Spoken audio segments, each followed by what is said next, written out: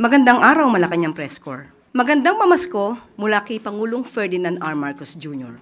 Bilang tugon sa hangarin ni Pangulong Marcos Jr.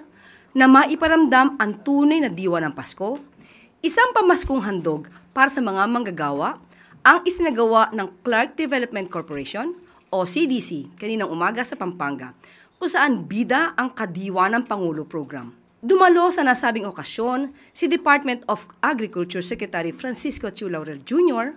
at Department of Labor and Development Central Luzon Director Geraldine Panlilio. Katuwang ng CDC ang DA at ang DOLE sa nasabing kaganapan. Sa parehong pagtitipon, formal na isinagawa ang turnover ng Tissue Culture Laboratory sa DA at ang paglunsad ng Kadiwa ng Pangulo sa Clark.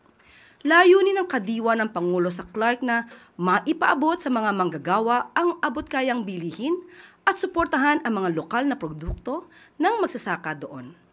Kasabay nito, na mahagi rin ang pamahalaan ng bigas na tig 20 pesos kada kilo. Isinama na rin dito ang minimum wage earners bilang beneficiaries ng Kadiwa ng Pangulo sa Clark. Mula kay Pangulong Marcos Jr., maligayang Pasko po sa lahat ng mga manggagawa at sa lahat ng Pilipino.